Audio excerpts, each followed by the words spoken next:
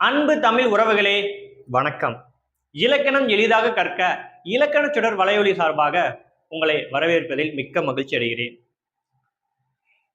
இன்றைய காணொலியில் நாம் காணப்போகும் தலைப்பு என்னவென்றால் 12ஆம் வகுப்பு முதல் இயல் கவிதை பேழையில் அமைந்திருக்கக்கூடிய தன்னேர் இல்லாத தமிழ்.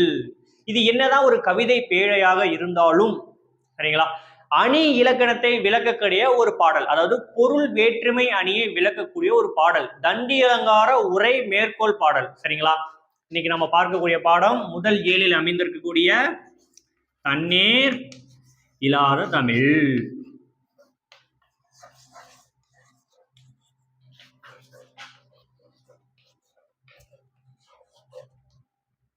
சரிங்களா, தன்னேர் இல்லாத தமிழ், அதாவது தமிழுக்கு நிகரானது இணையானது இந்த உலகத்தில் எதுவும் இல்லை என்று விளக்கக்கூடிய ஒரு பாடல். சரிங்களா, இதை இயற்றியவர் யார் அப்படின்னா தண்டி. சரிங்களா, தண்டி அலங்கார உரை மேற்கோள் பாடல் அப்படின்னு சொன்னா இல்லைங்களா, இந்த தண்டி அலங்காரத்தை இயற்றியவர் யாரு? தண்டி. சரிங்களா, தன்னேர் இல்லாத தமிழ். தமிழ் நமக்கு தெரியும், வானம் அளந்தது அனைத்தையும் அளக்கும் வலிமை மிக்கது தமிழ். வானத்தை நம்மளால் அளக்க முடியுமா? முடியாது.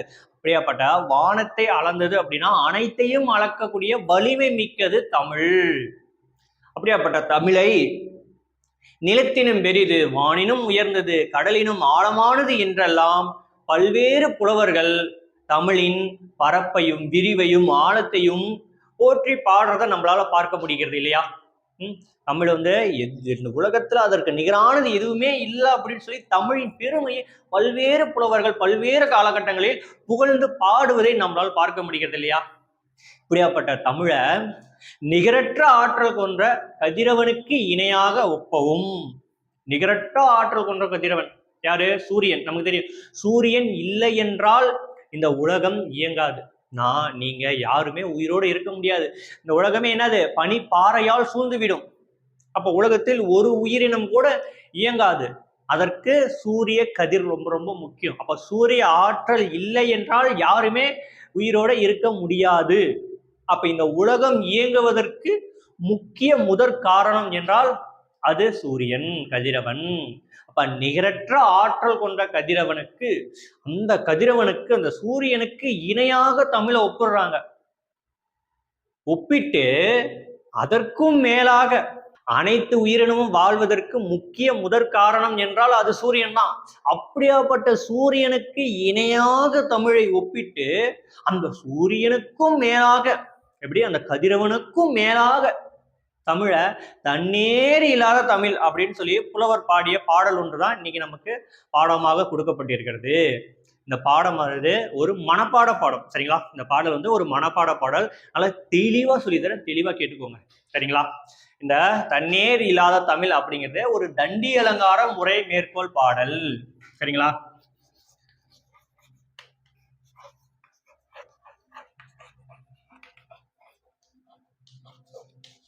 தண்டி அலங்காரம். தண்டி அலங்காரம் அப்படிங்கிறது அணி இலக்கணத்தை மட்டும், சரிங்களா, எப்படி அணி இலக்கணத்தை மட்டும், நம்ம இலக்கணம் தெரியுங்களா, 5 வகைப்படும்: எழுத்து, சொல், பொருள், யாப்பு, அணி அப்படின்னு சொல்லி 5 இலக்கணம் இருக்கு இல்லைங்களா? இதுல இந்த 5 இலக்கணத்துல இந்த அணி இலக்கணத்தை மட்டும் நல்லா நான் வச்சுக்கோங்க, அணி இலக்கணத்தை மட்டும் சொல்லக்கூடிய இலக்கண நூல் தண்டி அலங்காரம். தண்டி அலங்காரம் மட்டும்தான் அணி இலக்கணத்தை சொல்லுமானா இன்னும் சில நூல்கள்லாம் இருக்கு. அதுல பாருங்க, மாறன் அலங்காரம்,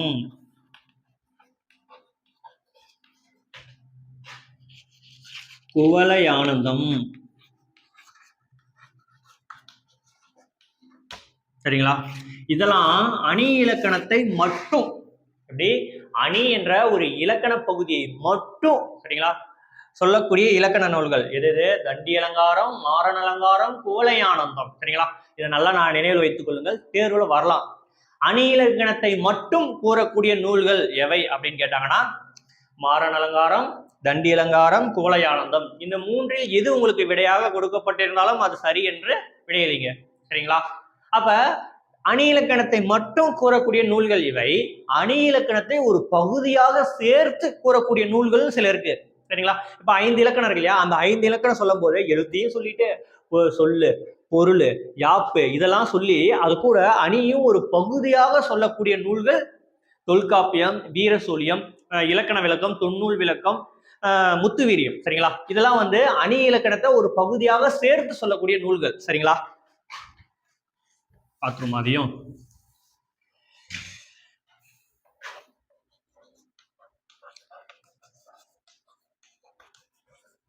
தொல்காப்பியம்,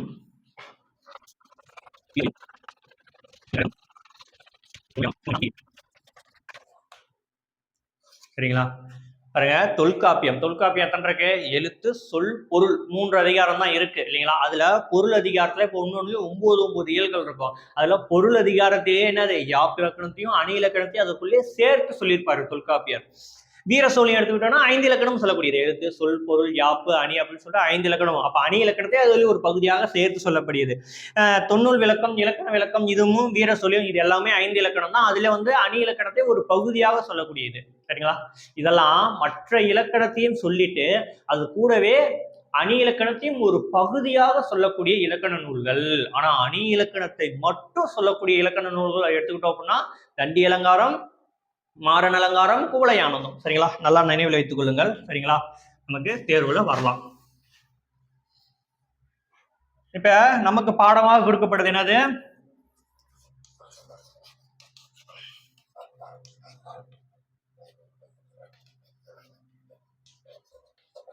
தண்டி அலங்காரம் என்ற ஒரு அணி இலக்கணத்தை மட்டும் கூறக்கூடிய நூல்கள் தான் நமக்கு பாடமாக கூறப்படுது. சரிங்களா? அப்ப இதனை பத்தி இப்ப நம்ம பார்ப்போம்.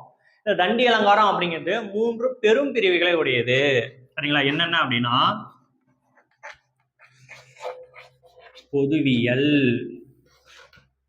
சரிங்களா? அதெல்லாம் நோட் பண்ணிக்கோங்க. தண்டி அலங்காரத்தோட குறிப்புகள். சரிங்களா? பொதுவியல்,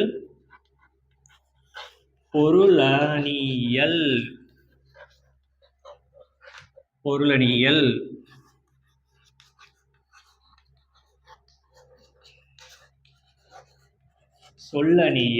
சரிங்களா? பொதுவியல், பொருளணியல், சொல்லணியல் 3 பெரும் பிரிவுகளை உடையது. இது தண்டி அலங்காரம்.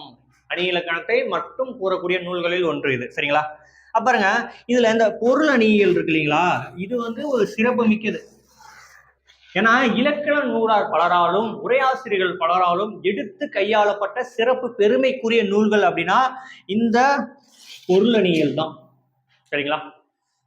நூலார் பலராலும், இலக்கண நூலார் பலராலும், உரையாசிரியர்கள் பலராலும் எடுத்து கையாளப்பட்ட பெருமைக்குரிய தண்டி அலங்காரம். சரிங்களா? 3 பெரும் பிரிவுகளில் இந்த பொருளணியல் மிகவும் சிறப்பு வாய்ந்தது. சரிங்களா? இந்த தண்டி அலங்காரம் எடுத்துட்டோம் அப்படின்னா இது வந்து ஒரு முதல் நூல் கிடையாது. சரிங்களா? இது வந்து ஒரு வழி நூல் தான். சரிங்களா? அதாவது காவிய தர்ஷம்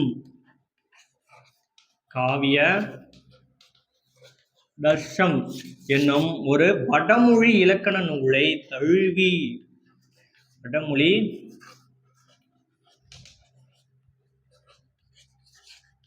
சரிங்களா? காவிய தர்சன் என்னும் ஒரு வடமொழி இலக்கண நூலை தழுவி எழுதப்பட்ட ஒரு அணி இலக்கணம். சரிங்களா? அதுதான் தண்டி அலங்காரம். இதை எழுதியவர் யார் அப்படின்னா 12ஆம் நூற்றாண்டை சார்ந்த. ஏன் அப்படின்னா பாருங்க, 12ஆம் நூற்றாண்டு தண்டி தான் எழுதுனாரு. இது ஏன் காவிய தர்ஷம், இது ஏன் வந்து முதல் நூல் இல்லை அப்படின்னு வழி நூல் ஏன் சொல்றோம் அப்படின்னா நமக்கு இலக்கணத்தில் தெரியும், முதல் நூல், வழிநூல், சார்பு நூல் அப்படின்னு சொல்லிட்டு நூல்களை 3ஆ பிரிப்பாங்க இல்லைங்களா? அதுல முதல் நூல் அப்படிங்கிறது அந்த ஆசிரியர் தான் முதல்ல வேற எங்க இருந்துமே எடுக்க மாட்டாரு. முதல்ல அவரே எழுதிருந்து, அதாவது இறைவனிடமிருந்து நேரடியாக பெற்ற நூல்கள் அப்படின்னு சொல்லுவாங்க இல்லைங்களா? அந்த நூலை தழுவி. சரிங்களா? இப்ப தொல்காப்பியம் நமக்கு அதுவே வழி நூல் தான். ஆனா இருந்தாலும் நன்னூலர் என்ன பண்ணுவார், தொல்காப்பியம் முதல் நூலாக எடுத்து அதனை கையாள இருப்பார் இல்லைங்களா? எப்படி அப்படின்னா அந்த நூல்கள் இருக்கு, அந்த நூலை தழுவி இப்ப நம்ம இந்த காலகட்டத்துக்கு ஏற்ற மாதிரி, ஏன்னா அதுல இருக்கக்கூடிய சில உரைகள் நமக்கு புரியாம இருக்கலாம், சில நூல்கள் இல்லைங்களா, விளக்கம். அப்ப இந்த காலகட்டத்துக்கு ஏற்றால் போல நமக்கு அதை எடுத்து தொகுத்து விரித்து கொடுப்பாங்க. அந்த நூலை தழுவி அப்படியே தழுவி இருக்கும். அது வந்து வழிநூல். சார்பு நூல் அப்படிங்கிறது இதுல இருந்து முற்றிலுமாக வேறுபட்டது. இதுல இருக்கக்கூடிய கருத்தை கொஞ்சமா எடுத்துக்கிட்டு இந்த ஆசிரியரோட கற்பனைக்கு ஏற்றவாறு அந்த கருத்துக்களை முழுமையாக மாற்றி எழுதியிருக்கப்பட்ட நூல்கள் சார்பு நூல்கள். சரிங்களா? அப்ப இந்த காவிய தர்சனம் என்னும் ஒரு இலக்கண, அதாவது வடமொழி இலக்கண நூலை அங்கிருந்து அப்படியே எடுத்துட்டு வந்து நம்ம மொழிக்கு நம்ம கலாச்சாரத்திற்கு ஏற்ற வகையில், சரிங்களா, தண்டி என்பவர் என்ன பண்ணியிருப்பாரு, இதனை வந்து எழுதியிருப்பாரு, சரிங்களா, சொல்லியிருப்பாரு. அப்ப இது வந்து முதல் நூல் கிடையாது, இது வந்து ஒரு வழிநூல், அதாவது தழுவி காவிய தர்சனம் என்னும் ஒரு வடமொழி நூலை தழுவி எழுதப்பட்ட நூல், சரிங்களா. எழுதியவர் யாரு, 12ஆம் நூற்றாண்டை சேர்ந்த தண்டி, சரிங்களா. இதுதான் உங்களுக்கு நூல்வெளியில் கொடுக்கப்பட்ட செய்திகள், சரிங்களா. இதுல ஏதேனும் சந்தேகம் இருக்கா? இல்ல, சரிங்களா. இப்ப இவர் எழுதிய தன்னேர் இல்லாத தமிழ், சரிங்களா, என்ற ஒரு தண்டி அலங்கார உரை மேற்கோள் பாடல், அதாவது பொருள் வேற்றுமை அணியை விளக்கக்கூடிய ஒரு பாடல், சரிங்களா.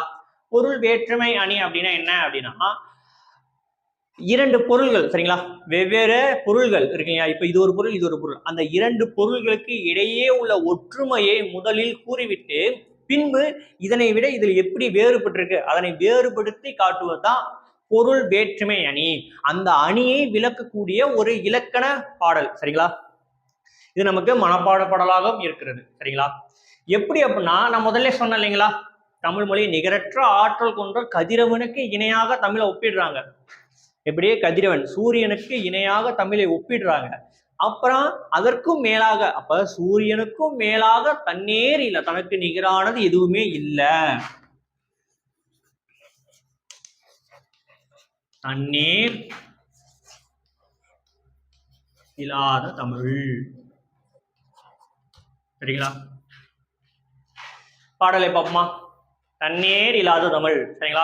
புத்தகம் இருந்தா புத்தகத்தை எடுத்து வச்சுக்கோங்க, புத்தகம் இல்லை அப்படின்னா இந்த வீடியோ கீழே, சரிங்களா, இந்த காணொலி கீழே PDF நான் கொடுத்துருக்கேன் இந்த பாடம் மட்டும், சரிங்களா. அதை நீங்க டவுன்லோட் பண்ணி வச்சுக்கிட்டாலும் சரி, இல்லை நீங்க புத்தகம் கையில இருந்தாலும் எடுத்து வச்சுக்கிட்டாலும் சரி, சரிங்களா. பாடலை கவனிங்க நன்றாக.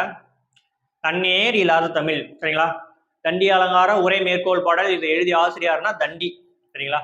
ஓங்களிடை வந்து உயர்ந்தோர் தொலைவிலங்கி ஏங்கொலி நீர் ஞாலத்து இருளகற்றும் ஆங்கவற்றுள் மின்னேர் தனியாழி வெங்கதிர் ஒன்று ஏனையது தன்னேர் இல்லாத தமிழ், சரிங்களா. அதாவது ஓங்களிடை வந்து, ஓங்களிடை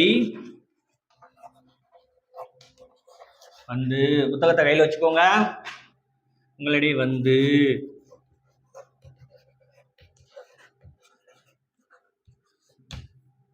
உயர்ந்தோர்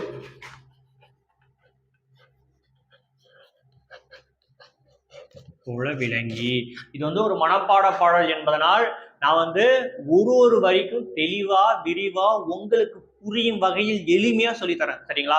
நல்லா நினைவில் வைத்துக் கொள்ளுங்கள், சரிங்களா. இது ஒரு மனப்பாட பாடல், அதனால பொறுமையா நடத்துவோம், சரிங்களா. நீங்க நன்றாக கவனிங்க. நடத்தின பிறகு நீங்க புத்தகத்தை ஒரு முறை வாசித்து பாருங்க, உங்களுக்கு மறக்கவே மறக்காது, சரிங்களா. அதுக்கு என்ன பண்ணும், இந்த காணொலி எங்கேயுமே தள்ளி விட்டுறாதீங்க, முழுமையா பாருங்க. பார்த்துட்டு உங்களுக்கு பிடிச்சா மட்டும், சரிங்களா, உங்களுக்கு பிடிச்சா மட்டும் உங்க சேனலை சப்ஸ்கிரைப் பண்ணி வச்சுக்கு, உங்க ஃப்ரெண்ட்ஸ்க்கு ஷேர் பண்ணி விடுங்க. மறக்காம லைக் பண்ணிட்டு உங்க கருத்துக்கள் எதுவாக இருந்தாலும் மறக்காம கீழே கமெண்ட் பண்ணுங்க. ஏன்னா நீங்க கருத்துக்கள் கமெண்ட் பண்ணா மட்டும்தான், உங்க கருத்துக்களை கீழே பதிவிட்டால் மட்டும்தான் அடுத்தடுத்த காணொலி பதிவிடும் போதே எனக்கு கொஞ்சம் உற்சாகமா இருக்கும், சரிங்களா. அதுக்காக தான், சரிங்களா. வீடியோ காணொலி முடியும் போது நீங்க பார்த்துக்கோங்க. அதை பாருங்க. ஓங்களிடை வந்து உயர்ந்தோர் தொழவிலங்கி, ஓங்கல் இடை, ஓங்கல் என்றால் மலை, உயர்ந்த இடம், சரிங்களா. இங்க மலை என்ற ஒரு பொருள் வரும். ஓங்கல் என்றால் மலை. அப்ப ஓங்கல் இடை, மலைகளுக்கு இடையே வந்து தோன்றிய, அப்ப மலைகளுக்கு இடையே தோன்றக்கூடிய, உயர்ந்தோர்னா சான்றோர்கள், தொழவிலங்கி வணங்குவார்கள், சான்றோர்கள் யார், மக்கள், சரிங்களா, மக்கள் வணங்குவார்கள். இது மலைகளுக்கு இடையே தோன்றக்கூடிய கதிரவனை, சரிங்களா. மலைகள் இங்க கதிரவனையும் தமிழையும் ஒப்பிடுறாங்க இல்லைங்களா. அப்ப மலைகளுக்கு இடையே தோன்றக்கூடிய கதிரவனை சான்றோர்கள் வணங்குவார்கள், சரிங்களா. அதே மாதிரி, சரிங்களா, எப்படி மலைகளுக்கு இடையே தோன்றக்கூடிய கதிரவனை சான்றோர்கள் வணங்குறாங்களோ அதே மாதிரி மலைகளுக்கு இடையே ஓங்கலடை, மலைகளுக்கு இடையே சரிங்களா. அந்த மலையில தோன்றியதுதான் என்னது நமக்கு தெரியும். தமிழ் மொழி எங்க தோன்றியது? பொதிகை மலையில் தோன்றியதுதான் தமிழ் மொழி. அகத்திய முனிவரிடம் குரு முனிவர் என்ற அகத்தியர் முனிவரிடம் பொதிகை மலையில் பிறந்ததுதான் தமிழ் மொழி இல்லைங்களா. அப்படியாப்பட்ட தமிழ் மொழியை அப்ப அந்த மலையில், ஓங்கல் என்றால் மலை இல்லையா, அப்ப அந்த மலையில் பிறந்த தமிழ் மொழியை சான்றோர்கள் மக்கள் வணங்குவார்கள். எப்படி? உங்க சூரிய மலைகளுக்கு இடையே தோன்றிய அந்த கதிரவனை எப்படி சான்றோர்கள் வணங்குறாங்களோ அதே மாதிரி அந்த மலையில் தோன்றிய தமிழ் மொழியையும் சான்றோர்கள் வணங்குவார்கள். சூரியனையும் தமிழையும் ஒப்பிட்டு பேசுறாரா? புரியுதுங்க இல்லையா சொல்றது? ஒப்பீடு செய்யறாங்க. எதையும்? சூரியனையும் தமிழையும் ஒப்பீடு செய்யறாங்க. எப்படி? உங்களிடை உயர்ந்தோர் தொலைவிலங்கி மலைகளுக்கு இடையே தோன்றிய கதிரவனை சான்றோர்கள் வணங்குவார்கள். அதுபோல மலையில், பொதிகை மலையில் தோன்றிய தமிழ் மொழியை சான்றோர்கள் வணங்குவார்கள். சரிங்களா. ஏங்கொலி நீர், அடுத்த பாருங்க, அடுத்த வரி கவனிக்கிறீங்களா? கவனிச்சாதான் தெளிவா புரியும். சரிங்களா. ஏன்னா இது ஒரு மனப்பாட பகுதி, நல்லா தெளிவா கவனிச்சுக்கோங்க.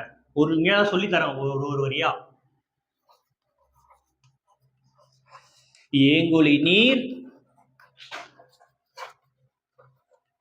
ஞாலத்து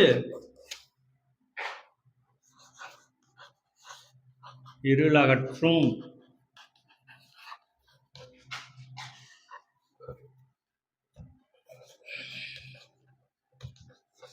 ஆங்கவற்றுள்.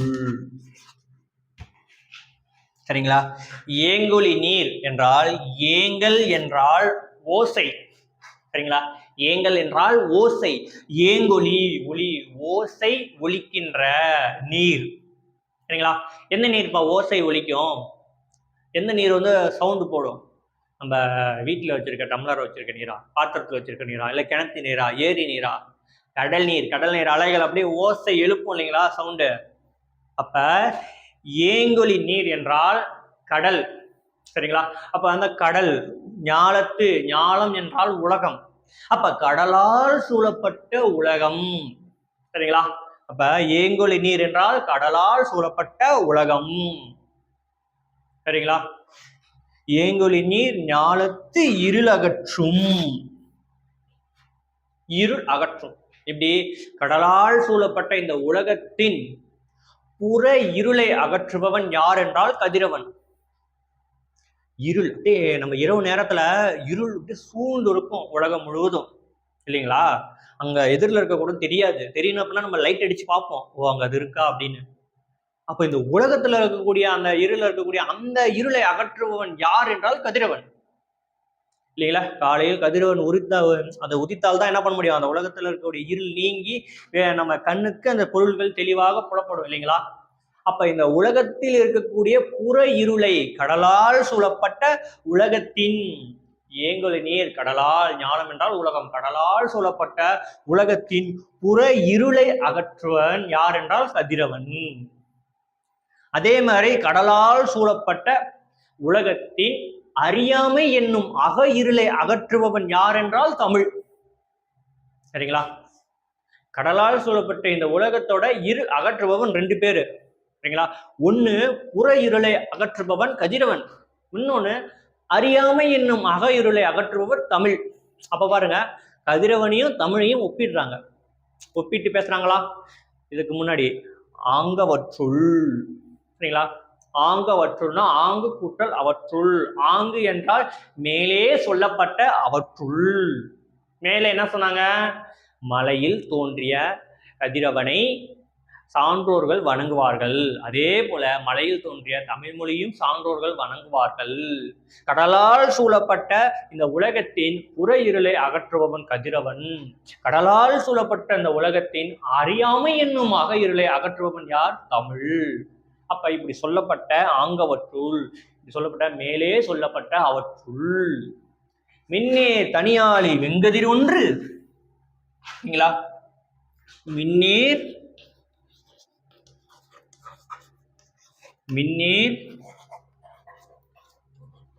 தனியாழி வெங்கதிர் ஒன்று. வெங்கதிர் ஒன்று. ஏனையது. ஏனையது அப்படின்னா மற்றொன்று. சரிங்களா? மின்னேர் தனியாழி. மின்னேர் அப்படின்னா பிரகாசமான அப்படி மின்னுகின்ற அந்த ஒளி.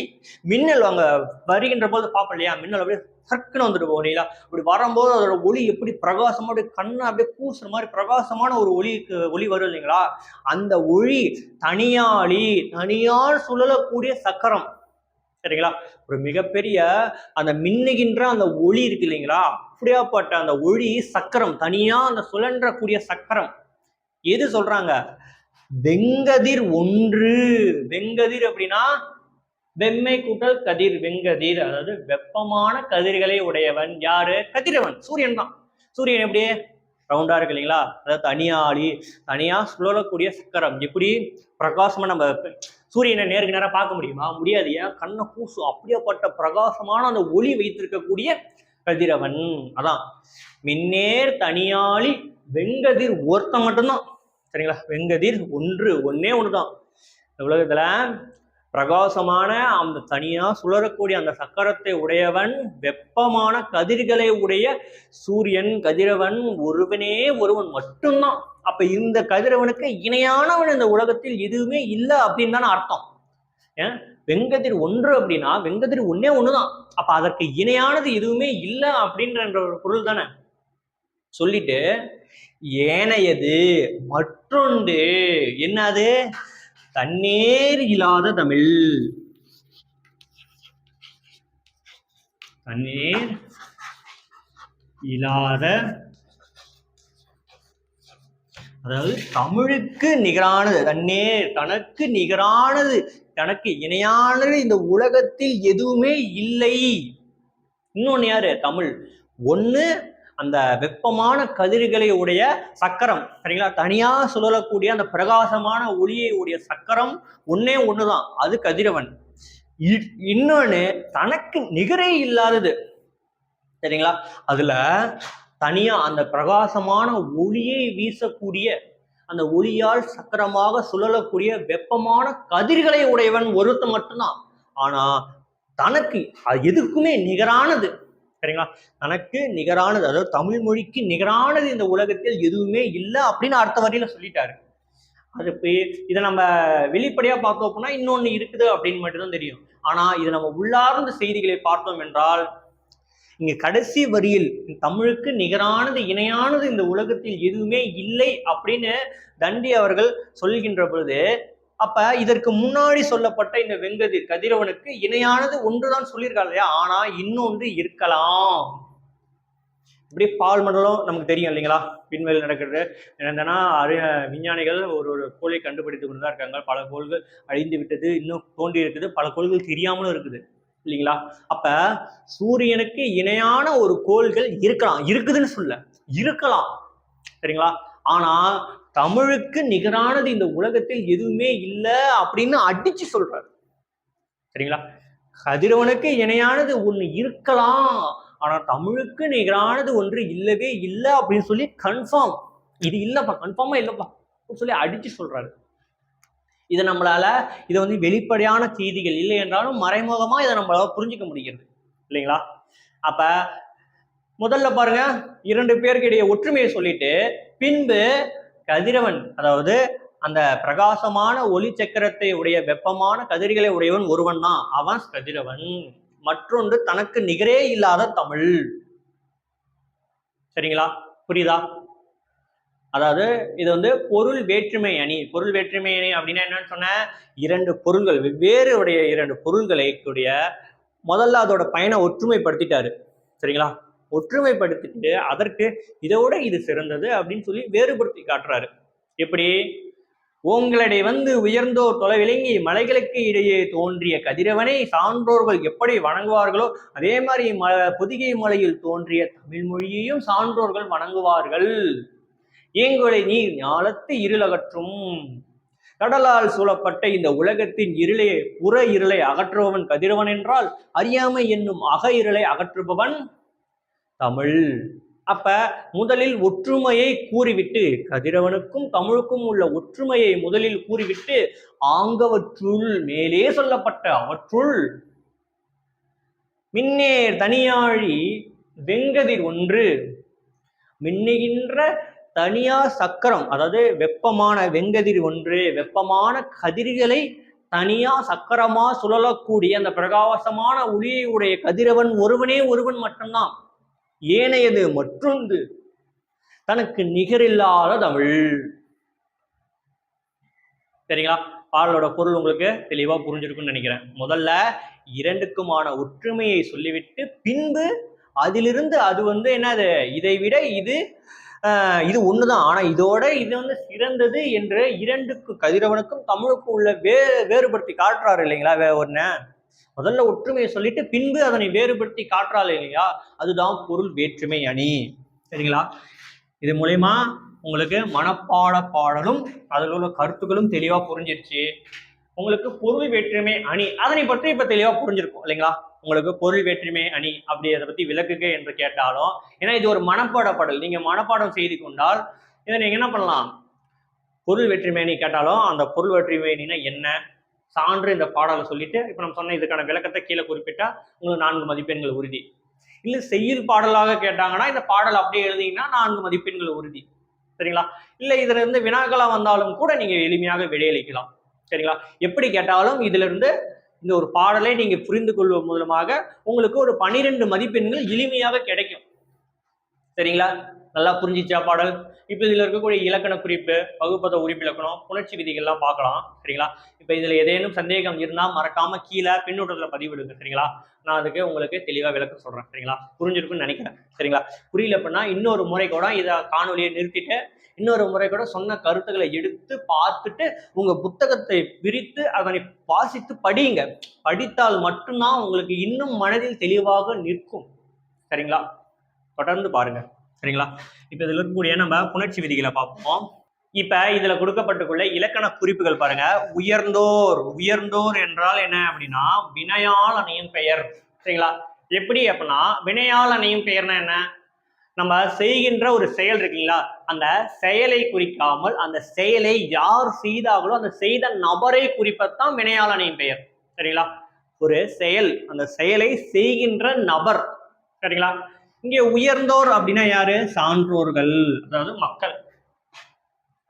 இது எப்படி வினையால் அணையும் பெயரா வந்துச்சு அப்படின்னா, நான் முதல்ல என்ன சொன்னேன், ஓங்களிடை வந்து உயர்ந்தோர் தொலைவிலங்கி, மலைகளுக்கு இடையே தோன்றிய அந்த சூரியனை, கதிரவனை என்னது உயர்ந்தோர் வணங்குவார்கள். அப்ப அந்த மலைகளுக்கு இடையே அந்த தோன்றிய அந்த சூரியன் கதிரவன் இருக்காங்களா, அதை வணங்குதல், வணங்குற அந்த செயல் இருக்கு, அந்த செயலை செய்த நபர் யாரு, இந்த உயர்ந்தோர்கள், சான்றோர்கள், மக்கள் வணங்குறாங்க இல்லைங்களா? அப்ப அந்த வணங்குதல் என்ற ஒரு செயலை செய்த நபர், அந்த வணங்குதல் என்ற ஒரு செயலை குறிக்கல, அந்த செயலை செய்த நபரை குறிப்பதனால் இது வினையால் அடையும் பெயர். சரிங்களா? உயர்ந்தோர் அப்படின்னா என்ன, வினையால் அடையும் பெயர். அடுத்து பாருங்க, வெங்கதிர். வெங்கதிர் அப்படின்னா வெம்மை கூட்டல் கதிர். வெம்மை என்றால் வெப்பமான கதிர்களை உடையவன். யாரு, கதிரவன் இல்லைங்களா? அப்ப வெப்பமான, அப்ப அந்த கதிரோட தன்மை, சரிங்களா, அந்த தன்மை அந்த குணத்தின் அடிப்படையில் வந்ததுனால இது என்னது, ஒரு பண்பு தொகை. சரிங்களா? இன்னும் எளிமையா புரிஞ்சிருக்கணும்னா இதை பிரிக்கும் போது மை விகுதி வந்துச்சு அப்படின்னா அது வெம்மை கூட்டல் கதிர், வெங்கதிர். சரிங்களா? அப்ப வெம்மை, அந்த மை என்ற ஒரு விகுதி வந்தாலே அது என்னது, பண்பு தொகை தான். சரிங்களா? உங்களுக்கு அது விளக்கமா தெளிவா புரியணும் அப்படிங்கிறதுக்காக நான் சொன்னேன். சரிங்களா? அடுத்து பாருங்க, இல்லாத. இல்லாத என்பது இல்லாத என்பதின் இடைக்குறை. இல்லாத, இதுல பாருங்க இல் என்பது நீங்கிச்சா, இல்லாத. அப்ப இடையில ஒரு எழுத்து நீங்கினால் அது இடைக்குறை, இடையில் குறைந்து காணப்படுவது. இதிலே முதல் எழுத்து குறைந்தால் அது முதல் குறை. சரிங்களா? கடைசி எழுத்து, இறுதி எழுத்து குறைந்தால் அது கடைக்குறை அப்படின்னு சொல்லுவாங்க. இங்க இடையில் குறைந்ததனால் இது இடைக்குறை. ஏங்க இடையில எழுத்து இல்லாதன்னு போட்டா என்ன வந்துட போகுது?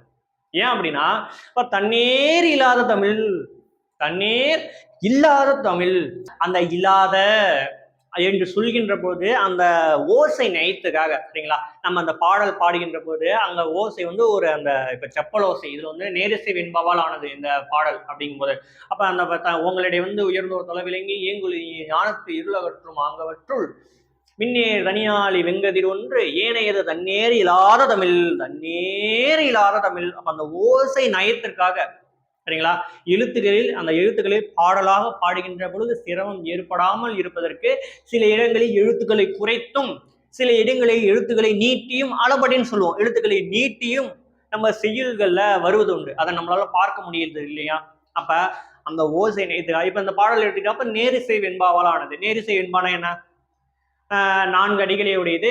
2ஆம் அடியில் ஈற்றில் பாத்தீங்கன்னா ஒரு தனிச்சொல் வரணும், ஆங்கவற்றுள் அப்படின்னு ஒரு தனிச்சொல் வருகிறதா.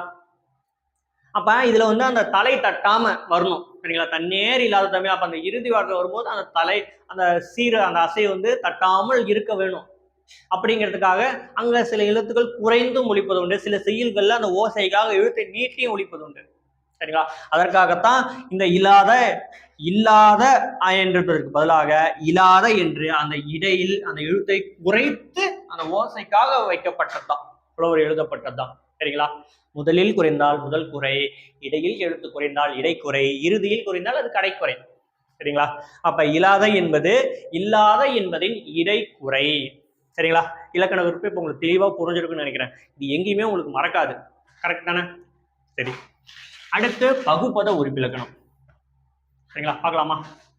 இப்ப அடுத்து உறுப்பிலக்கணம், அதாவது பகுபத உறுப்பிலக்கணம் வந்து சரிங்களா. இது எப்படி பகுபத உறுப்பிலக்கணம் காணலாம் அப்படின்னா, இந்த எப்பவுமே ஒரு சொல் இருக்குல்ல, இந்த சொல்ல பகுபத உறுப்பிலக்கணம் காண்க அப்படின்னு கேட்டாங்கன்னா, இந்த சொல்ல முதல்ல பகுதி சரிங்களா, நமக்கு பகுபத உறுப்பிலக்கணம் 6 இருக்கு இல்லைங்களா, முதல்ல எடுத்தோடனே பகுதி விகுதி கட்டாயமா அதுல இடம்பெறும் இல்லைங்களா. அப்ப அந்த பகுதி அப்படிங்கிறது அதுல வந்து ஒரு நல்லா கவனிச்சுக்கோங்க, இந்த பகுபத உறுப்பிலக்கணம் இந்த பகுதி அப்படிங்கிறது ஒரு வேறு சொல்லாகவும் பொருள் தரும் வகையிலும் கட்டளை சொல்லாகவும் இந்த 3 வகையில் அமையும் சரிங்களா. இப்படி வேறு சொல்லாகவும் கட்டளை சொல்லாகவும் பொருள் தரும் வகையில் இந்த பகுதி அப்படிங்கிறது அமையும் சரிங்களா. அப்ப இந்த வந்து அப்படிங்கிறது எதனோட வேர் சொல், வந்து, வந்தான், வந்தால், வருவார், வருவார், இதெல்லாம் பாத்தீங்க அப்படின்னா வா என்ற ஒரு வேர் சொல்லி சரிங்களா. வா என்ற ஒரு வேர் சொல்லிலும் தான் அந்த வந்து அப்படிங்கிற ஒரு சொல் உருவானது. வந்தான், வந்தார், இது எல்லாமே இந்த வா என்ற ஒரு வேர் சொல் தான் சரிங்களா. அது வந்து இங்க என்ன பண்ணுது, குறுகி ஒலிக்குது சரிங்களா. இந்த சொல்ல குறுகி வந்ததுனால இது என்னது, வா என்பது பகுதி, வா என குறுகியது விகாரம். விகாரம்னா என்ன, இந்த எழுத்துக்கள்ல ஏதேனும் ஒரு மாற்றம் நிகழ்கின்றால் சரிங்களா, நிகழ்ந்தால் அது வந்து விகாரம் அப்படின்னு சொல்லலாம் இல்லைங்களா. அப்ப பாருங்க, வா சரிங்களா, அதுதான் பகுதி. வா அப்படிங்கிறது வேர் சொல்லாகவும் இருக்கு, வா அப்படின்னு ஒரு பொருள் தரும் வகையில இருக்குது, வா வா ஒரு கட்டளை சொல்லாகவும் அமைகிறது இல்லையா. புரியுது இல்லையா உங்களுக்கு. எப்பயுமே பகுதி அப்படிங்கிறது ஒரு வேர் சொல்லாகவும் பொருள் தரும் வகையிலும் கட்டளை சொல்லாகவும் இருக்கணும் சரிங்களா. 3ம் பொருந்துதா. அடுத்து பாருங்க, இந்து. இந்து அப்படிங்கிறது இங்க ஆக்சுவலி இத்து அப்படின்னு தான் வரணும் சரிங்களா. எப்படி இத்து அப்படின்னு தான் வரணும் சரிங்களா. தூ இத்துன்னு தான் வரணும், இதோட மெய்யெழுத்து தான் இங்க வரணும். ஆனா அது நம்ம சொல்லும் போது அது ஒரு ஒரு ஓசை நயம் கிடைக்காது. இப்ப பத்து அப்படிங்கும்போது அது அந்த வந்து என்ற ஒரு வாங்க இருந்து வா, வந்து போனான், வந்து சென்றான், இந்த மாதிரி ஒரு பொருள்ல வராது. அதற்காக அதோட இணை எழுத்தான நட்பெழுத்த அங்க சேர்த்து சொல்லும் சரிங்களா. நம்ம பிரிக்கும் போது அதை முழுமையா பிரித்து தான் சொல்ல போறோம். அப்ப இங்க இத்து தான் வரணும் சரிங்களா. இத்து தான் என்ன ஆயிடுச்சு, இந்தா இங்க தெரிஞ்சுது, இத்து இந்தானது விகாரம். இத்து தான் என்ன பண்ணுது, இந்தா இங்க மாறி நிற்குது சரிங்களா. நம்ம பிரிக்கும் போது பகுதியை மட்டும்தான் நம்ம வச்சுக்கணும், மீது எல்லாம் எவ்வளவு பிரிக்க முடியுமோ அவ்வளவு பிரிச்சிடணும் சரிங்களா. ஏன்னா பகுப்பதம் உறுப்பிலக்கணம் அப்படின்னா, பகுப்பதம் என்றால் சொல், பதம் என்றால் சொல், பதம் என்றாலும் கிளவி என்றாலும் மொழி என்றாலும் சொல் தான். அப்ப பகுப்பதம் அப்ப பிரிக்கக்கூடிய சொல், அந்த சொல்லை பிரிக்கணும் சரிங்களா. அதுல பகுதி மட்டும்தான் பொருள் தரும் வகையில் வேர் சொல்லாகவும் கட்டளை சொல்லாகவும் இருக்கும், இதெல்லாம் பிரிச்சிடணும் அப்படி. அப்ப இத்து இந்தானது விகாரம், இதை முடிச்சாச்சு. அடுத்த தூ பாருங்க, இத்து கூட்டல் ஊ சரிங்களா. இதுல எது முதல்ல இருப்பது, பகுதி. ஆ என்பது என்னது, பகுதி. இந்த வா தான் என்னது, வா வா வா என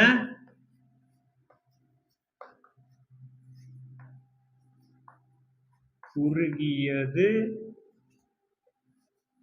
விகாரம். விகாரம் என்ன? இந்த எழுத்துக்கள்ல ஏதேனும் ஒரு மாற்றம் நிகழ்ந்தால் அது விகாரம். அப்ப இந்த வாவானது வாவா குறுகி அப்ப மாறி இருக்கு இல்லைங்களா, அப்ப அது விகாரம் தானே. அப்ப வா என்பது இங்க பகுதி, வா வந்து வாவா குறுகியது விகாரம். சரிங்களா? அடுத்து பாருங்க, என்ன வரணும்? இத்து. இத்து என்னது? சந்தி.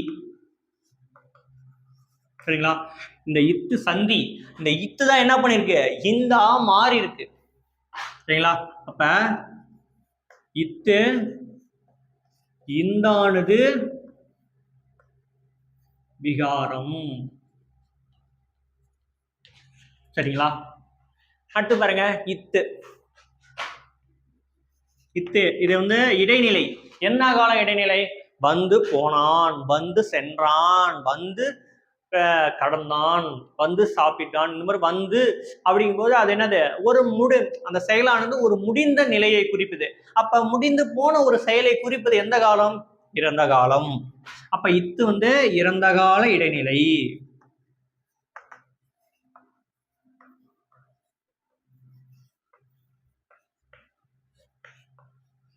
இடைநிலை. அடுத்து என்னது? கடைசியா இருப்பது உ. கடைசியா இருப்பது என்னது? விகுதி. ஆனா என்ன விகுதி பாருங்க, வந்து அப்படிங்கிறது இது என்ன சொல்? இது வந்து ஒரு முற்று பெறாத சொல் இல்லைங்களா? அப்ப முற்று பெறாம அப்படின்னா அது எச்சம். அது என்ன எச்சம் பாருங்க, வந்து போனான், வந்து சென்றான். அப்ப அது வந்து வினையை கொண்டு முறியதுனால அது என்னது? அது வினையச்ச விகுதி. உ அப்படிங்கிறது என்னது? ஒரு வினையச்ச விகுதி.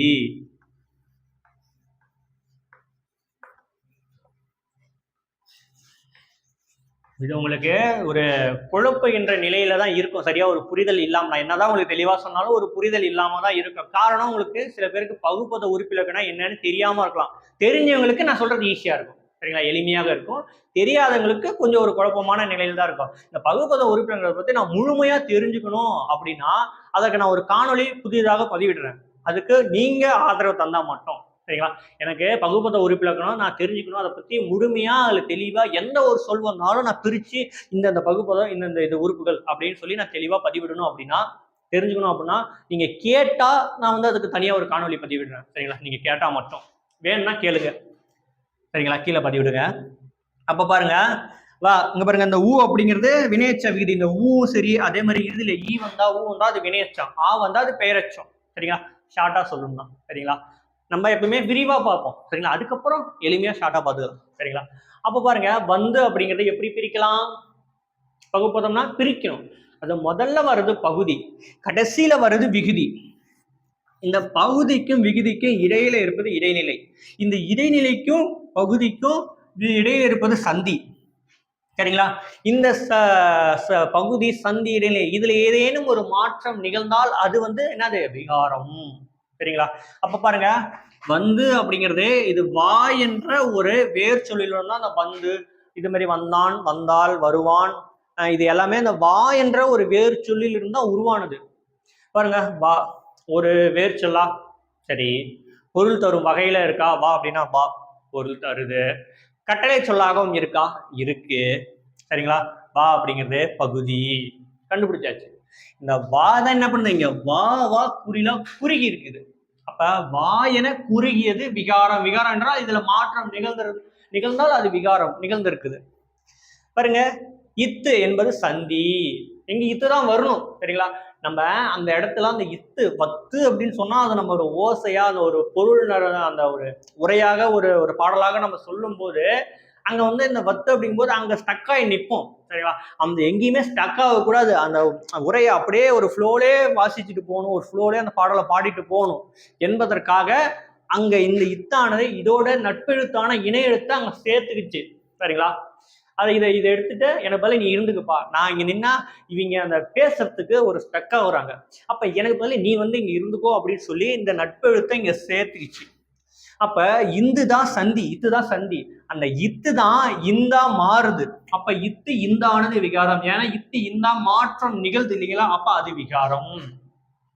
இத்து அப்படிங்கிறது என்ன இடைநிலை? இறந்த கால இடைநிலை. ஊ அப்படிங்கிறது வினையற்ற விகுதி. சரிங்களா? இப்ப இதுல எதுவுமே உங்களுக்கு தெளிவா இருக்கீங்களா?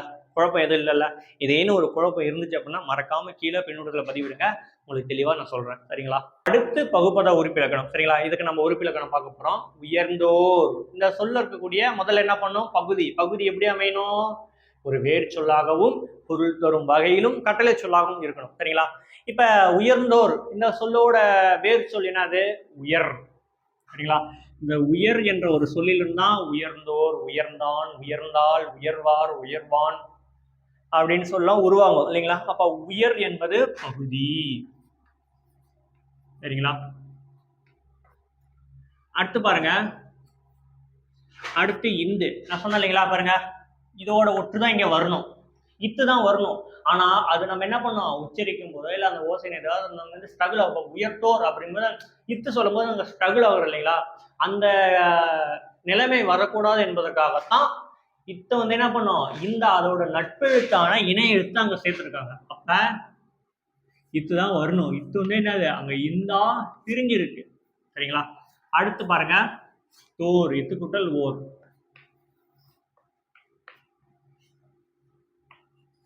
சரிங்களா? இப்ப உயர் அப்படிங்கிறது என்னது, பகுதி.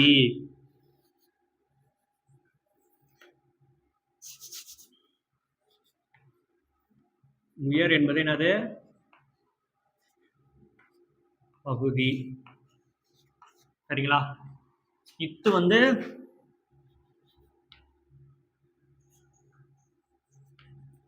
சந்தி. இந்த இத்து தான் என்ன இருக்கு, இந்தா தெரிஞ்சிருக்கு இல்லைங்களா? அப்ப இத்து இந்த ஆனது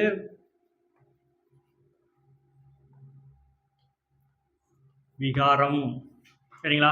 அடுத்து பாருங்க, இத்து என்பது என்னது, இதற்கு முந்தைய பார்த்தீங்களா, இத்து வந்து என்னது, ஒரு இறந்த கால இடைநிலை.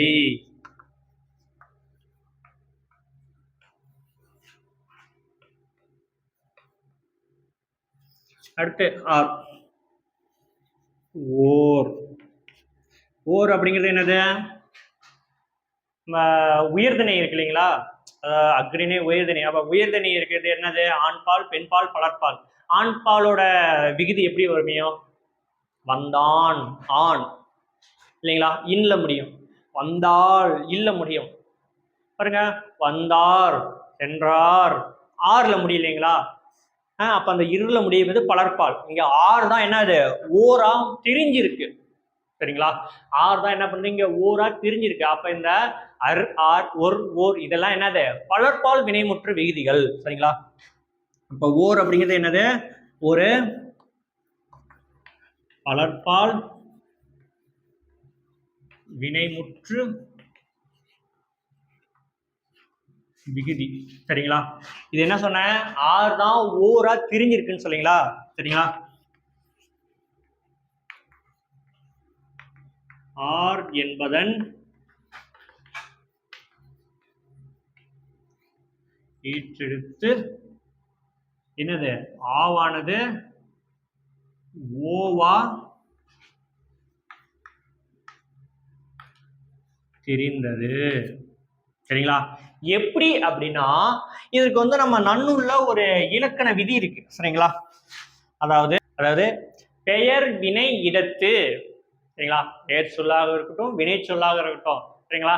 அதோட நா இறுதியில பாத்தீங்கன்னா இந்த நா, லா, ரா, யா இதோட ஒற்று வச்சுக்கோங்க. சரிங்களா? இந்த எழுத்துக்கள் ஈற்றெழுத்தாக வருகின்ற பொழுது, சரிங்களா, பெயர் சொல்லா இருக்கலாம், வினை சொல்லா இருக்கலாம், அப்படி வருகின்ற பொழுது இதோட அயல், சரிங்களா, ஈற்ற அயல் அப்படின்னா இந்த எழுத்துக்கு முன்னாடி, இந்த ஈற்ற அயலுக்கு முன்னாடி ஆ வந்தால் அது ஓவாக திரியும்.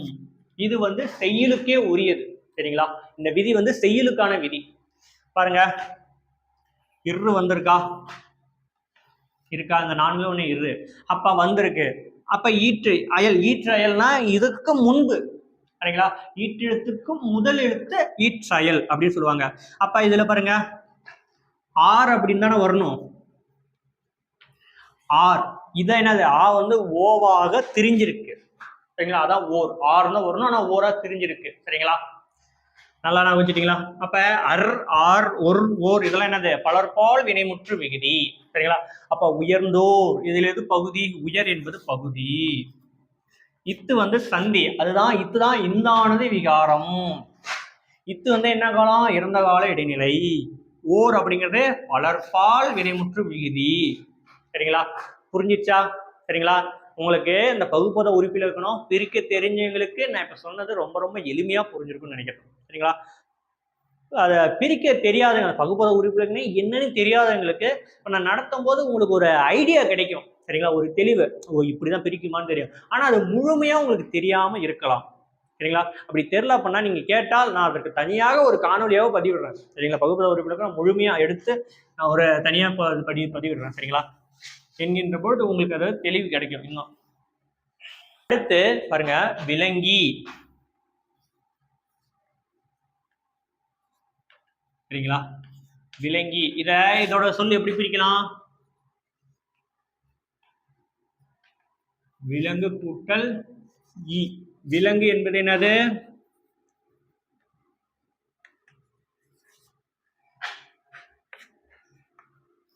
பகுதி. ஈ என்பது விகுதி. என்ன விகுதி? வினையச்ச விகுதி. சரிங்களா? நான் முதல்ல சொன்னேன் இல்லைங்களா? வினையச்ச விகுதி. சரிங்களா? நான் முதல்ல சொன்னேன் இல்லைங்களா? இந்த ஊ வந்தாலும் சரி, ஈ வந்தாலும் சரி, இதெல்லாம் வினையச்ச விகுதி. ஆ வந்தா மட்டும்தான் அது பெயரச்ச விகுதி. சரிங்களா? நல்லா புரிஞ்சுதா? தெளிவா புரிஞ்சிச்சுல? ஏதேனும் ஒரு சந்தேகம் இருந்தா மறக்காம கீழே கமெண்ட் பண்ணுங்க. அடுத்து புணர்ச்சி விதி. சரிங்களா? ஆங்கவற்றுள். சரிங்களா? இதை நம்ம புணர்ச்சி விதிப்படுத்தலாம். அதாவது இதை எப்படி பிரிக்கலாம் அப்படின்னா, ஆங்கு கூட்டல் அவற்றுள். ஆங்கு கூட்டல் அவற்றுள். சரிங்களா? ஆங்கு கூட்டல் அவற்றுள், ஆங்கவற்றுள் எப்படி மாறியது அப்படிங்கிறத நம்ம புணர்ச்சி படுத்த போறோம். சரிங்களா? பார்க்கலாமா? பாருங்க, ஆங்கு கூற்ற அவற்றுள். ஆங்கு பூ. பூ அப்படிங்கிறது என்னது? குசுறுத்து உரை. இது வந்து ஒரு குற்றியல் உகரம் இல்லைங்களா?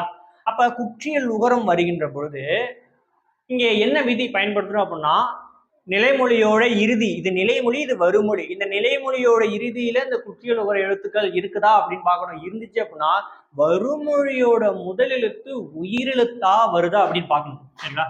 வருமொழியோட முதல் எழுத்து உயிரெழுத்தா வருகின்ற பொழுது இங்க பயன்படுத்தக்கூடிய விதி என்ன அப்படின்னா, உயிர்வரின் உட்குரல் மெய்விட்டு ஓடும். உயிர்வரின் வருமொழியோட முதல் எழுத்து உயிர் வரின், அங்கிருந்து வருமொழி. வரினம்னா வருமொழி. வருமொழியில உயிரெழுத்து வருகின்ற பொழுது உயிர்வரின் உட்குரல், அதாவது குற்றில் உகரம். சரியா? இந்த எழுத்துக்கள் உயிர்வரின் உட்குரல் மெய்யை விட்டு ஓடும். எப்படி அப்படின்னா, இந்த கூவானது எப்படி? கூட்டல் ஊ தானே? அப்ப உயிர்வரின் உயிரெழுத்து வருகின்ற பொழுது உட்குரல் இதிலிருந்து மெய்யை விட்டு ஓடும். இந்த உகரமானது இந்த மெய்யை விட்டு ஓடும். ஓடுனா அப்ப என்ன வரும்? இக்கு மட்டும் தான் இருக்கு இல்லைங்களா? ஆங்கு கூட்டல் அவற்றுள். சரிங்களா? அப்ப இங்க வருகின்ற பொழுது இப்ப நம்ம என்ன பண்ணோம்? உயிர்வரின் உட்குரல் மெய்யை விட்டு ஓடும் என்ற விதிப்படி அந்த உகரமானது இந்த இக்கை விட்டு நீங்கிருச்சு இல்லைங்களா? அந்த கூல இருந்து உகரம் நீங்க இக்கு மட்டும் தான் இருக்கு. இப்ப இங்க பாருங்க, இது மெய் எழுத்து, இது உயிர் எழுத்து. சரிங்களா? அப்ப பாருங்க, இங்க எந்த விதி பயன்படுத்தணும் அப்படின்னா, உடல் மேல் உயிர், உடல் மேல் உயிர் வந்து ஒன்றுவது இயல்பே என்ற விதிப்படி இக்கு கூட்டல் ஆ என்னவா மாறும்? காவா மாறும் இல்லைங்களா? அப்ப ஆங்கு கூட்டல் அவற்றுள், ஆங்கவற்றுள், ஆங்கவற்றுள். சரிங்களா? இது வந்து உடல் மேல் உயிர் வந்து ஒன்றுவது. அப்ப இரண்டு விதி நம்ம இங்க பயன்படுத்தியிருக்கோம். சரிங்களா? ஒன்று என்ன விதி? உயிர்வரின் உட்குரல் மெய்யை விட்டு ஓடும் என்ற விதிப்படி இந்த கூல இருக்கக்கூடிய உகரமானது அந்த மெய்யை விட்டு ஓடியதால் இக்கு மட்டும் தான் இருக்கு. அடுத்து உடல் மேல் உயிர் வந்து ஒன்றுவதை இயல்பே என்ற விதிப்படி உடல் மேல் இந்த உயிர் வந்து ஒன்றினால் இக்கு கூட்டலா காவா மாறி ஆங்கவற்றுள். சரிங்களா? இப்படிதான் பிரிக்கணும். சரிங்களா? ஒண்ணுக்கு அந்த புணர்ச்சி விதி எழுதி பிரிங்க, அப்படின்னா உங்களுக்கு புரியும் நல்லா தெளிவாக. சரிங்களா? முதல்ல இந்த எழுத்துக்கள் கேள்வி வந்திருக்கா? இப்ப ஆங்கவற்றுள் என்பதற்கு புணர்ச்சி விதி காண்க அப்படின்னா முதல்ல இந்த சொல்ல பிரிக்கணும். சரிங்களா? ஆங்கு கூட்டல் அவற்றுள் எழுதிக்கணும். சரிங்களா? விதி 1. சரிங்களா? போட்டுட்டு ஒரு ஐஃபன் போட்டு ஆங்கு இருவரின் உட்குரல் மெய்விட்டு ஓடும் என்ற விதிப்படி ஆங்கு கூட்டல் அவற்றுள் ஆங்கவற்றுள் என்ன மாறிது? ஆங் கூட்டல் அவற்றுள். அடுத்த விதி விதி 2. உடல் மேல் உயிர் வந்து ஒன்றுவதை இயல்பே என்னும் விதிப்படி இக்கு கூட்டல் காவாக மாறி ஆங்கவற்றுள் என உணர்ந்தது. இப்படி எழுதுனீங்க அப்படின்னா அதற்கான முழு மதிப்பெண்ணை உங்களுக்கு கொடுப்பாங்க. சரிங்களா? எப்பயுமே சொன்னாங்கன்னா இந்த இதை நீங்க பிரிச்சா உங்களுக்கு ஒரு அரை மதிப்பெண், ஒரு மதிப்பெண் கொடுப்பாங்க. சரிங்களா? மீதி இருக்கக்கூடிய இந்த விதிகள்லாம் போட்டு நீங்க இது பண்ணீங்க அப்படின்னா உங்களுக்கு முழு மதிப்பெண்ணை எடுத்து கொடுப்பாங்க. சரிங்களா? அந்த விதிகள் எழுதணும். சரிங்களா? நான் விதி எழுதாம இங்க உங்களுக்கு புரியுறதுக்கோசரம் எழுதிருக்கேன். நீங்க விதியை எழுதினீங்கன்னா தான் உங்களுக்கு முழு மதிப்பெண் கொடுப்பாங்க. சரிங்களா? புரியுதா? இப்ப அடுத்த புணர்ச்சி விதி தனியாழி. இதனை எப்படி பிரிக்கலாம்? தனி கூட்டல் ஆழி இல்லையா? இங்க பாருங்க, இது நிலைமொழி, இது வருமொழி. நிலைமொழியோட ஈட்டெழுத்து பாருங்க, இன்னு கூட்டல் ஈதான நீ. அப்ப நிலைமொழியோட இறுதி எழுத்து உயிரெழுத்து, வருமொழியோட முதல் எழுத்தும் உயிரெழுத்து. உயிரும் உயிரும் இணையுமா? இணையாது. அப்ப இந்த உயிரையும் உயிரும் இணைக்க வேண்டும் என்றால், இதனை ரெண்டும் உடன்படுத்த வேண்டும் என்றால் இடையில் ஒரு மெய்யெழுத்தை பயன்படுத்த வேண்டும். ஏன்னா மெய்யும் உயிரும் சேர்ந்துதான் உயிர்மெய்யா மாறும். அப்ப உடன்படும் மெய். அப்ப இங்க உடன்படுத்துவதற்கு இந்த உயிரையும் இந்த உயிரையும் இரண்டையும் உடன்படுத்துவதற்கு ஒரு மெய்யெழுத்தை பயன்படுத்த வேண்டும். அதற்கான விதி என்ன அப்படின்னா, ஈ ஐவழி எவ்வும் ஏனைய உயிர்வெளி வெவ்வும் ஏமுன் இவ் இருமையும் உடன்படும் மெய் என்றாகும். சரிங்களா? அதாவது உயிரையும் உயிரையும் இணைக்க வேண்டும் என்றால் நிலைமொழியோட இறுதியில, சரிங்களா, இந்த ஐ இந்த 3 உயிரெழுத்துக்கள் வந்துச்சு அப்படின்னா அங்க எகரமெய்யை பயன்படுத்த வேண்டும். இது இல்லாம மற்ற உயிரெழுத்துக்கள் மொத்தம் 12 இருக்கு இல்லையா உயிரெழுத்து, அதுல இந்த 3 எழுத்து இல்லாம மீதி இருக்கக்கூடிய உயிரெழுத்துக்கள் வந்தா அங்க வகரமெய்யை பயன்படுத்த வேண்டும். ஏமுன் இவ் இருமையும், ஏ என்ற ஒரு உயிரெழுத்து வருகின்ற பொழுது எகரமெய்யையும் பயன்படுத்தலாம், வகரமெய்யையும் பயன்படுத்தலாம், தவறு கிடையாது. சரிங்களா? அப்ப நமக்கு நிலைமொழியோட இறுதியில் எது வந்திருக்கு? ஈ. அப்ப ஈ வந்தா எகரமெய்யை பயன்படுத்த வேண்டும். சரிங்களா? உடம்படும் விதி, உடம்படும் மெய் என்ற ஒரு விதிப்படி பார்த்தோம் அப்படின்னா ஈ ஐவழி எவ்வும் என்ற விதிப்படி என்ன வரும்? தனி கூட்டல் ஈ கூட்டல் ஆழி. சரிங்களா? எந்த விதிப்படி? முதல் விதி. இதுல என்ன?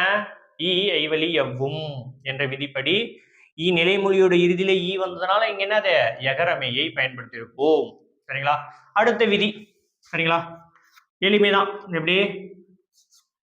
மெய்யும் உயிரும் சேர்ந்தா உடல் மேல் உயிர் வந்து ஒன்றுவது இயல்பே என்ற விதிப்படி ஈ கூட்டல் யா, ஈ கூட்டல் ஆ யா தனியாழி. ஈ கூட்டல் ஆ யா. சரிங்களா? புரிஞ்சுதா? சரிங்களா? முதல்ல பிரிக்கணும். தனி கூட்டல் ஆழி. நிலைமொழியோட இறுதியில உயிரெழுத்து வந்திருக்கு, வருமொழியோட முதல்லையும் உயிரெழுத்து வந்திருக்கு. அப்ப அந்த உயிரும் என்னது? இணையாது. அப்ப அந்த இரண்டையும் உடன்படுத்த வேண்டும் என்றால் இடையில ஒரு மெய்யெழுத்தை பயன்படுத்த வேண்டும். அப்ப ஈ ஐவழி எவ்வும் ஏனைய உயிர்வழி வெவ்வும் ஏமுன் இவ் இருமையும் உடன்படும் மெய் என்றாகும் என்ற ஒரு விதிப்படி பார்த்தோம் அப்படின்னா இங்க ஈ வந்ததுனால இங்க எகரமெய்யை பயன்படுத்தியிருப்போம். சரிங்களா? அடுத்த விதி உடல் மேல் உயிர் வந்து ஒன்றுவது இயல்பே என்ற விதிப்படி இந்த மெய் முன்னாடி இந்த உயிர் சேர்க்கும் போது உயிர் மெய்யா இங்க மாறிச்சு. சரிங்களா? புரியுதுங்களா? எந்த வித குழப்பமே இல்லைல்ல? அடுத்து பாருங்க,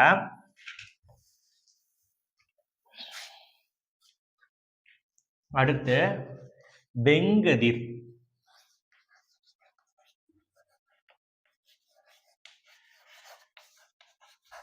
சரிங்களா? இது எப்படி பிரிக்கலாம்?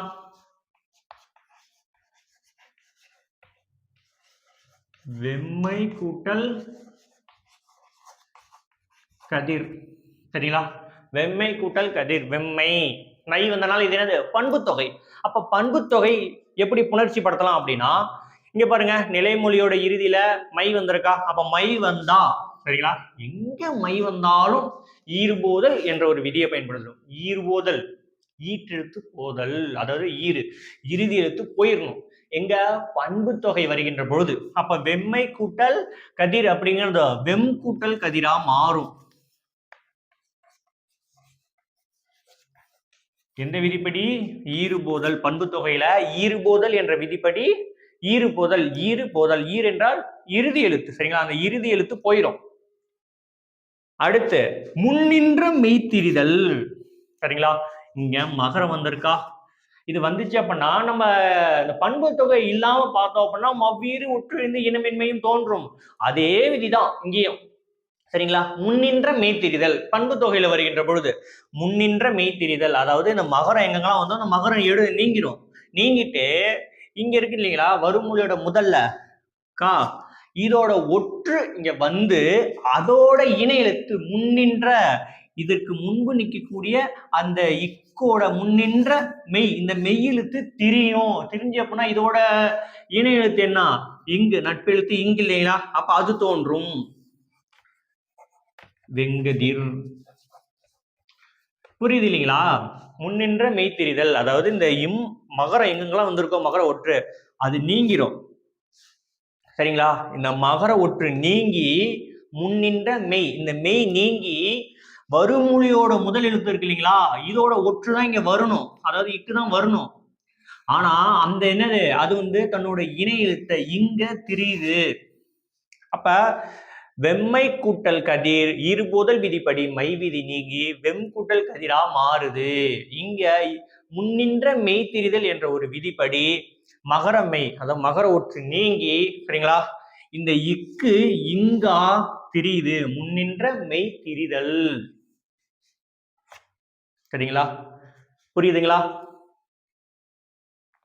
இப்போ உங்களுக்கு இன்றைக்கு நாம பார்த்த தன்னேர் இல்லாத தமிழ் என்ற ஒரு தண்டி அலங்கார உரை மேற்கோள் பாடல் சரிங்களா, இந்த பாடல்ல இருக்கக்கூடிய பொருள் உங்களுக்கு தெளிவா புரிஞ்சிருக்கும்னு நினைக்கிறேன். தண்டி அலங்காரம் அந்த அணி இலக்கணத்தை பத்தி உங்களுக்கு தெளிவா தெரிஞ்சிருக்கும் சரிங்களா. பொருள் வேற்றுமை அணி என்றால் என்ன அதை பத்தியும் தெளிவா தெரிஞ்சிருக்கும் சரிங்களா. இந்த பாடலானது நேரிசை வெண்பாவால் ஆனது, அதுவும் உங்களுக்கு தெளிவா தெரிஞ்சிருக்கும் சரிங்களா. அதுக்கப்புறம் பாத்தீங்க அப்படின்னா நமக்கு இலக்கண குறிப்பு, பகுப்பத உறுப்பிலக்கணம் பார்த்தோம் இல்லைங்களா, பகுப்பத உறுப்பிலக்கணம் அப்படின்னா என்னன்னு உங்களுக்கு தெரிஞ்சிருக்கும். இலக்கண குறிப்புகள் அன்னைக்கு பார்த்தோம், அதுவும் தெரிஞ்சிருக்கும். புணர்ச்சி விதி எப்படி இதை பிரிச்சு புணர்ச்சி விதி படுத்தணும் அப்படிங்கிறது உங்களுக்கு தெளிவா தெரிஞ்சிருக்கும். இது எல்லாமே உங்களுக்கு இன்னைக்கு தெளிவா புரிஞ்சிருக்கும்னு நினைக்கிறேன். புரியல அப்படின்னா இன்னொரு முறை கூட இதை பாருங்க, பார்த்துட்டு புத்தகத்தை எடுத்து வச்சு சரிங்களா நீங்க அதை வாசிச்சு பாடிங்க சரிங்களா.